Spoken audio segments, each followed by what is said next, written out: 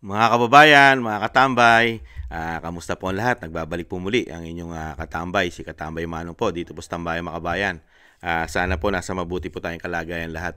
Magandang umaga po muna, tanghali, hapon, gabi. Madaling araw po sa atin lahat, saan man sulok ng bansa o mundo tayo naroon. Naway maingatan po tayo mga katambay. Samahan niyo po muli, umpisahan na po natin, magkomentuhan po tayo. Ito pong pag-usapan po natin. Ito pong kapatid po, ang senadora, kapatid po ng Pangulong Marcos, ay napakarami po ngayong sinasabi po ng mga Pilipino, palabas, scripted kaya, muli kayang mambubudol, ayon sa ating mga kabayan, muli na naman mambubudol, kamukha ng ginawa sa mga Duterte, kay BP Sara Duterte at kay dating Pangulong Duterte, kaibigan, Uniteam. Pero ano na pala ng mga Duterte? Puro pighati hanggang ipatapon, ipamigay sa banyaga ng kanyang kapatid. Mga kabayan, pag-usapan po natin ito. At may hamon din po rito. May hamon din po dito si Attorney Panelo. Kung totoo lahat ang pinagsasabi mo, Senadora Amy Marcos, ang hamon po sa'yo ni Attorney Panelo, sampahan mo na impeachment ang iyong kapatid. Yan daw ang pinaka magandang mong gagawin at makatotohanan sa lahat ng iyong concern sa bansa, mga kabayan. Pero bago po yan, pag-usapan po muna natin at komentuhan natin at pakinggan muna natin, mga tambay, ang lahat po ng pahayag ng Senadora Amy Marcos. At isunod po natin ang hamon naman ni Attorney Panelo. Ito po, umpisa na po natin.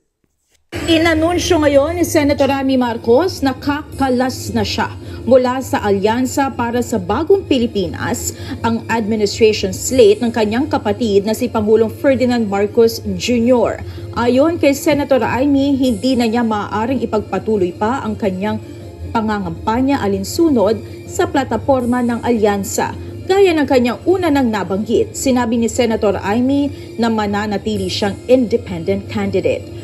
Muli nitong binigyan diin ang anyay hayagang pagtatakip sa katotohanan hinggil sa ginawang pag-aresto kay dating Pangulong Duterte na nadiskubre sa isinagawang Senate hearing. Sa huli, iginiit nito na mas importante ang soberanya ng bansa at ang hustisya para sa mga Pilipino kaysa anumang kalamangan sa politika. Samantala, sa opisyal na pahayag na inilabas ng Alyansa para sa Bagong Pilipinas, sinabi nito na nire-respeto nila ang desisyon ni Senator Amy.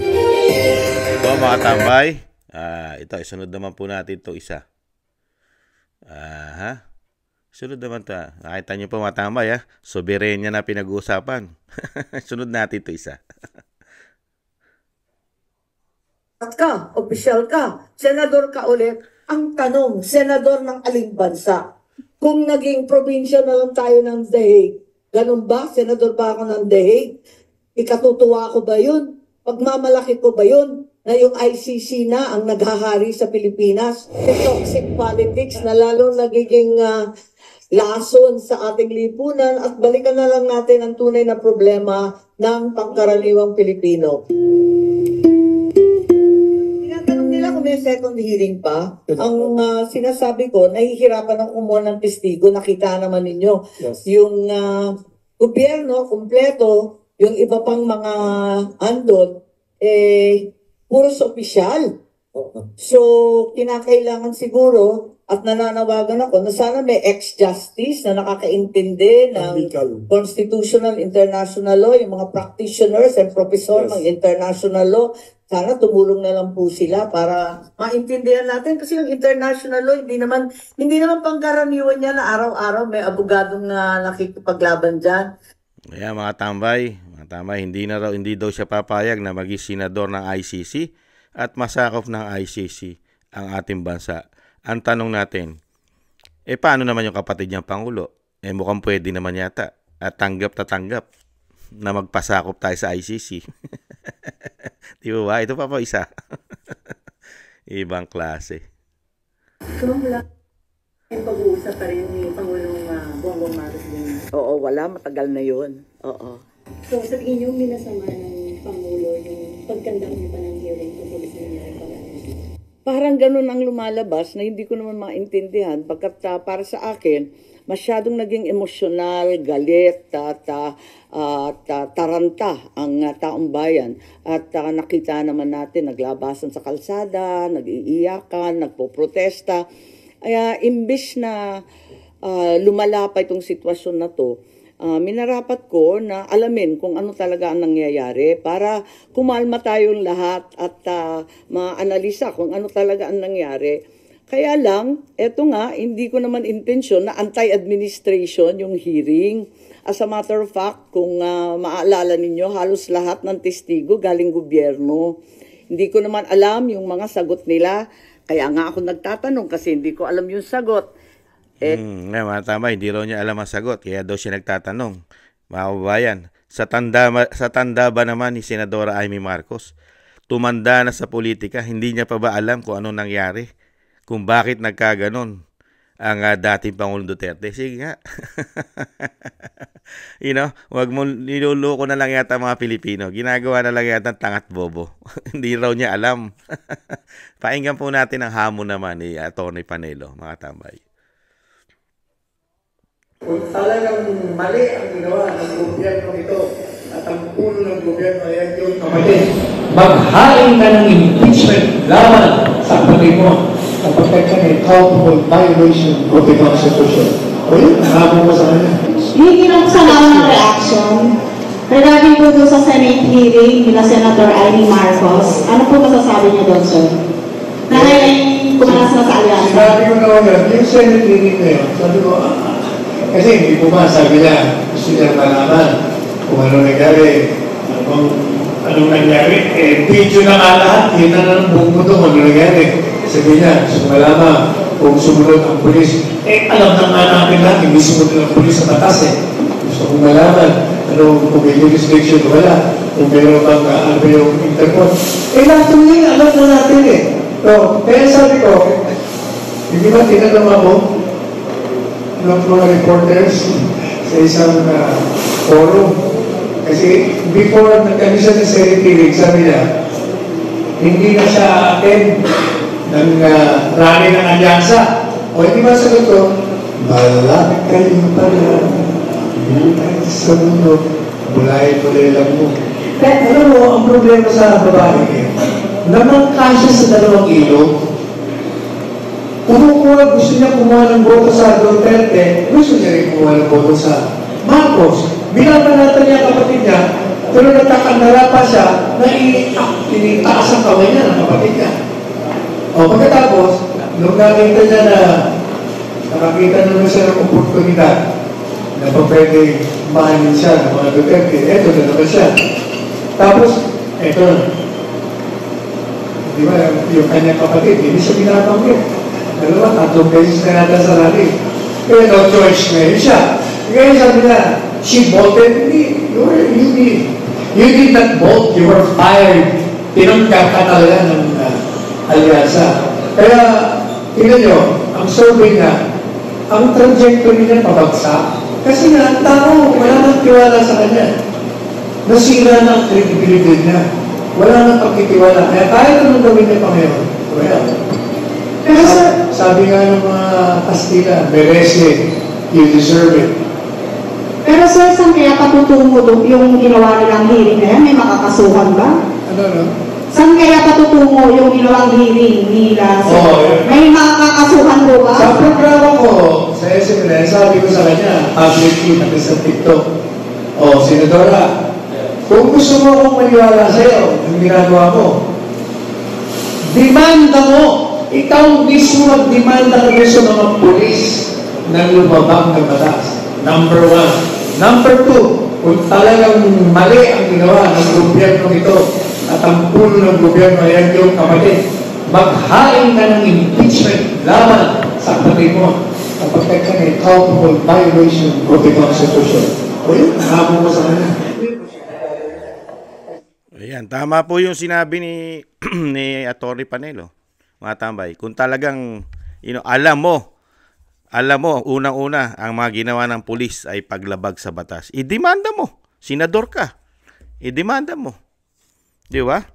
At kung talagang seryoso ka at alam mong mali ang ginawa ng gobyerno lalong-lalo sa pangunguna ng iyong kapatid, i-impeach mo. Impeachment! Hindi puro media, puro salita sa Senado. Mga tama, hindi niya po kayang gawin yan. Di ba? Kapangyarihan po yan. Yan nga po yung inasam-asam nila eh. Makabalik sa pwesto ang Marcos. Di po ba? Inasam-asam po nila yan. Lalong-lalo po ni Senadora at ng kanyang kapatid. Di po ba? Nagbalat kayo nga po sila eh. Nagbalat kayo. Di ba? Iba ang ginawa nila. Nung panahon sila'y nanliligaw. Iba ang pakikiharap nila sa mga Duterte. Ibang klase po silang Marcos noon. Puro kabaitan ang ipinakita nila sa mga Duterte. Magaganda. Walang pangit silang ipinakita sa mga Duterte. Nung manalo na po, ganun pa rin po ba ang ipinakita nila sa mga Duterte? Magaganda pa rin po ba? Di po ba hindi na? Kaya nga po mga nagbalat kayo. Yung sinasabi nga po ng mga kababayan natin, mga hudas. Mga hudas daw po. Sanay na sanay maghudas daw po. Ayon po yan sa ating mga kababayan. Mga kababayan. Kaya dito sa sinasabi po ni Senadora na kumalas na siya. Kahit pa siya kumalas araw-araw, hindi na po maibabalik ang tiwala ng mga Pilipino sa Marcos at lalong-lalo po sa kanya na mismo ang Vice President ang nagsabi, siya po ang talagang napakaraming ginawang pagbabalat kayo. Panliligaw sa Vice President para lang po mapapayag na maging unit team po o magkaroon ng unit team at mag-step down na lang bilang Vice President ang Vice President Sara Duterte. Samantalang kagustuhan ng kanyang ama na tumakbo siyang presidente. Di ba ba? Kaya dito po sa lahat po na sinasabi ni Senadora Amy Marcos, wala na pong kalatoy-latoy yan. Bobo na lang po, bobo, tanga at gago na lang po ang mapapaniwala niyan. Namamangka sa dalawang ilog eh. Gustong kumuha ng boto doon sa mga naniniwala sa kanyang kapatid. At syempre, gustong kumuha ng maraming boto sa napakaraming naniniwala sa mga Duterte. Napakaraming naniniwala. Ikumpara mo ngayon sa naniniwala sa kanyang kapatid. Lalong-lalo na may issue pa ng droga. Bangag daw po. Ayon po yan kay Kati Binag, kay Maharlika, at kay dating Pangulong Duterte. At kay Jonathan Morales. Marami po nagpapatotoo. Pero wala pong investigasyon ng NBI dyan. Hindi nila iimbestigahan yan. Mga tambay. Never nila iimbestigahan yan. Mga supporters lang po ng Duterte kailangan imbestigahan sa mga vlogger. Ganyan po ngayon. Takipan eh. Sanay na sanay po sa takipan, mga kabayan. Sakas nakita po natin si Senadora Amy. Nung hindi pa po kampanyahan, ganyan po ba siya? Tahimik. Tahimik. Nung nalalapit lang po ang kampanyahan, umingay. Nakita niyo po, napakarami pong dapat imbestigahan sa binagoong ang Pilipinas. Napakarami pong dapat imbestigahan kung tunay ka na lingkod bayan at tunay ka naghahanap ng problema ng bayan. Napakaraming problema ang bayan na dapat mong inuna, lalong-lalo sa korupsyon. Kung totoo kang naglilingkod sa bayan at totoo kang concern sa mga Pilipino. Ano po ba ginawang paglilingkod ninyo ng 3 taon? May nakita po ba mga Pilipino ang Senadora Amy Marcos? Babango ka na nga lang eh. Gaganda nga tingin sana sa iyo ng Pilipino kung inimbestigahan mo lahat ng korupsyon, anomalya na sinasabi ng Vice President. 3 taong may korupsyon, anomalya ang ginawa ng binagoong ang Pilipinas. Pero wala po kayo inimbestigahan kahit isa. Flood control na lang. Kayo pa mismo nagsabi nasaan at paano ginastos ang napakalaking pera ng flood control. Nag-imbestiga po ba kayo? Hindi. Ang PhilHealth, nag-imbestiga po ba kayo sa PhilHealth? GSIS, SSS, PDIC, Maharlika Investment Fund, inimbestigahan niyo po ba?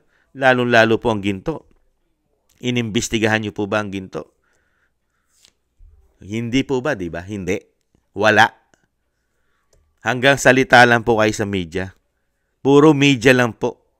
Wala naman po kayo iniimbestigahan at dinidemanda. Ngayon, ayan, mismo, si Atty. Panelo na naghahamon sa inyo. Yung ginawa ng presidente ay impeachable. May ground po yan ang impeachable. May impeach po ang presidente sa ginawa niya. Unang-una po sa pagtataksil po sa ating soberenya. Sa paghuhudas po sa ating judicial. Walang jurisdiction ng ICC sa ating bansa. Pero, siya pa mismo naghatid sa mga dayuhan. Di po ba? Impeachable yan. May impeach po ang isang hudas, isang traitor sa bansa, isang Pilipino. Ikaw na mismo ang nagbigay. Ipinamigay mo ang isang Pilipino, dating Pangulong Duterte, na walang kaso sa Pilipinas. Hindi po ba pagte-traitor sa Pilipino yan at sa ating bansa at sa ating soberenya?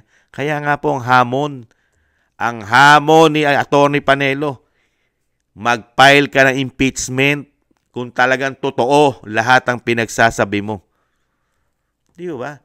Hindi na maniniwala ang Pilipino, magbibitaw ako sa alyansa. Hindi ko gusto at hindi ako papayag na maging ICC ang ating bansa. Masakop tayo ng ICC.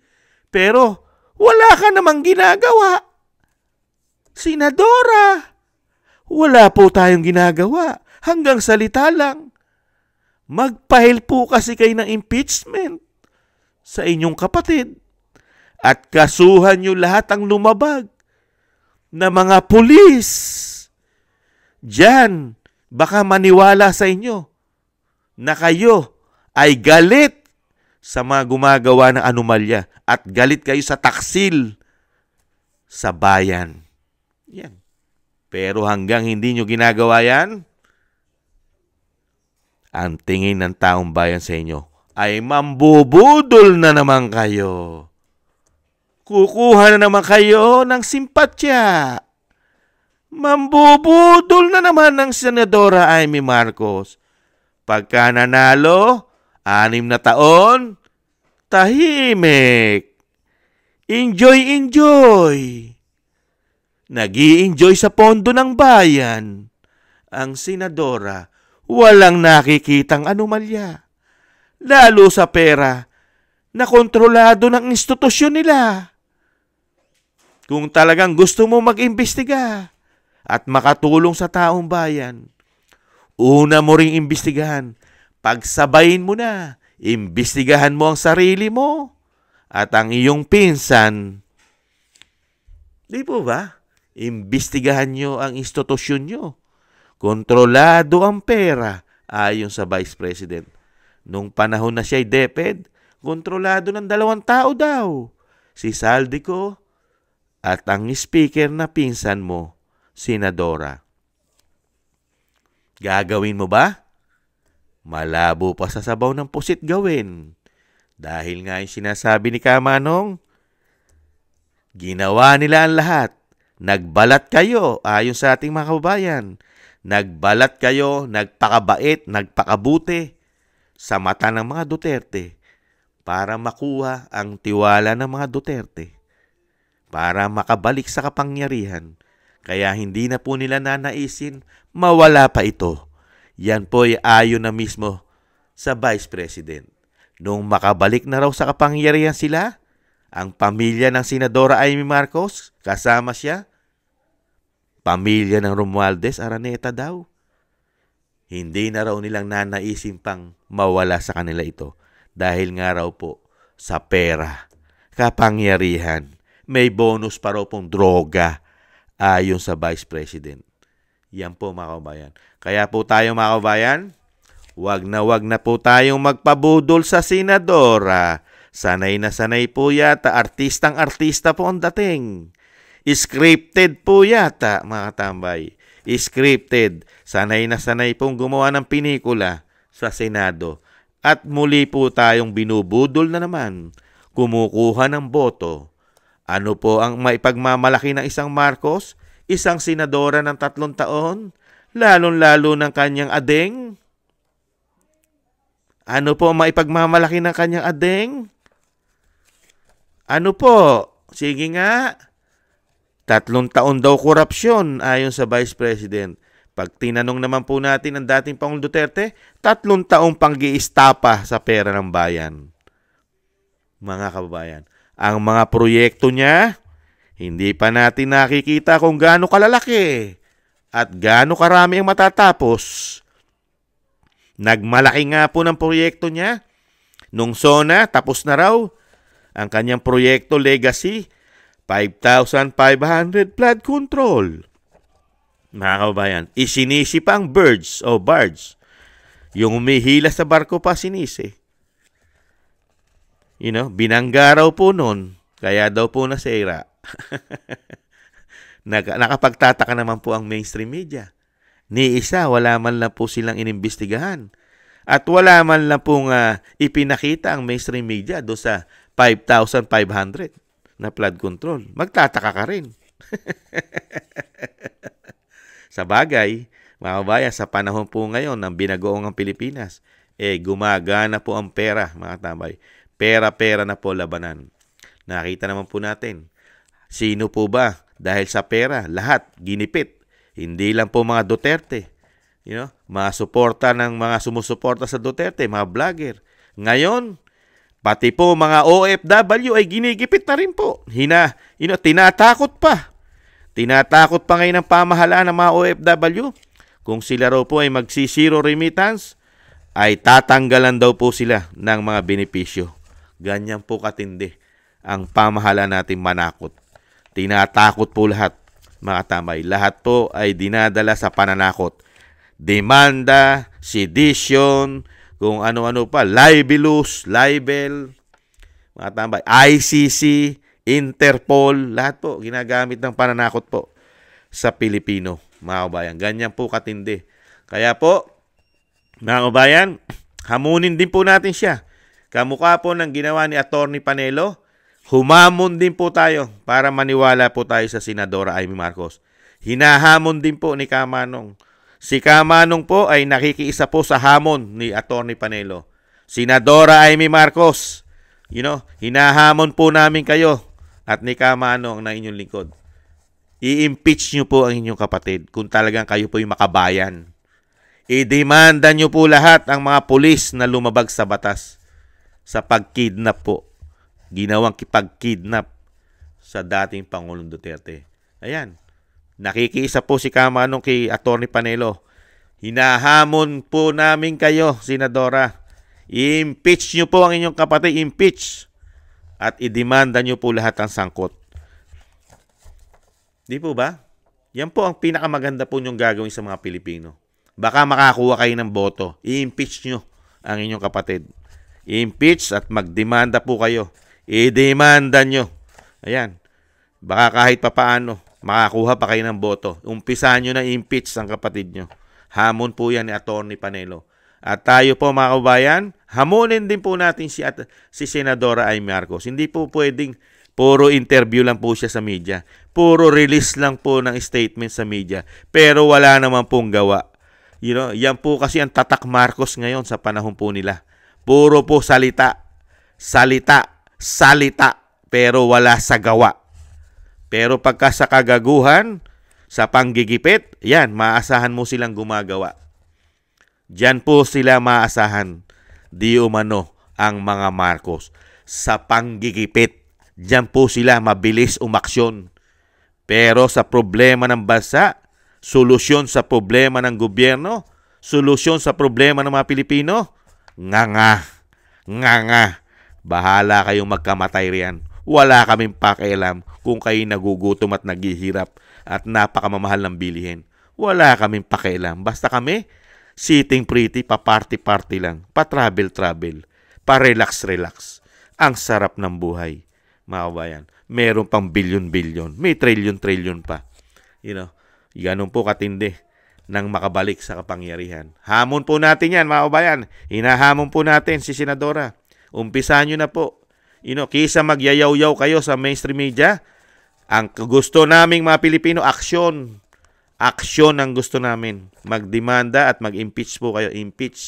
Impeachable po ang Pangulong Marcos. Napakarami po. Pagbebenta sa ginto, impeachable.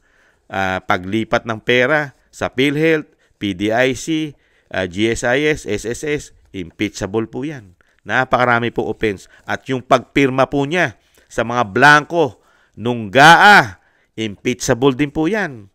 Napakaraming blanco at nasingitan po ng hindi raw po bababa sa 241 billion ayon kay Congressman Ungab. Mga kabay, impeachable po yan. Yan, napakarami pong ground yan. Senadora, umpisahan nyo na po. Impeach nyo na po. I-impeach nyo na po ang inyong kapatid, mga kabayan.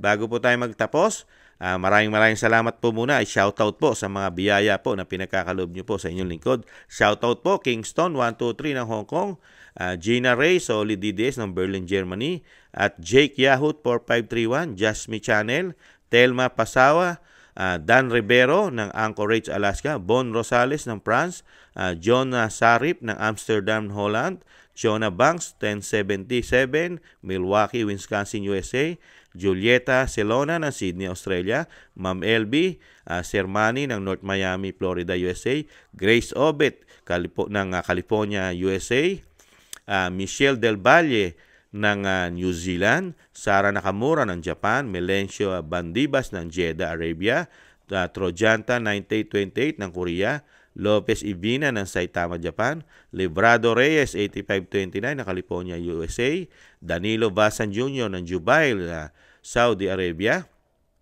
at Roberto Papa ng United Kingdom, 29 Narciso Esteban, Reynaldo Pexon, June De Jesus 1221, Lee Chen, Ana Santos, Bon Rosales, Benjamin Garduque, Pepito Cabiso, Donaldson Paras ng Canada, at LKD 459 ng Belgium, Hermogenes Maramag, Manuel Ramos, Neshrin 85 Kingdom of Saudi Arabia, Richard Macelones, Dennis Velasco 8467, Ani PH Vlogs Official 1770, Richard Macelon ng Davao City, Roberto Papa Blackpool, United Kingdom. Shoutout po sa inyo. Maraming salamat po. Ingatan nawa po.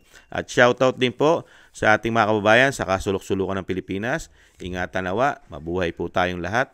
At shoutout din po sa kasulok-sulukan ng mundo na may Pilipino, mga OFW. Ingatan nawa po mga kababayan. Mabuhay po kayo, mga bagong bayani. Maraming salamat po sa nagusto ng ating tambayang mga kababayan sa YouTube at TikTok. At ganoon din po sa mga nagko-comment, like, share, and subscribe. Maraming salamat po sa muli. Ingatan nawa. Bye-bye.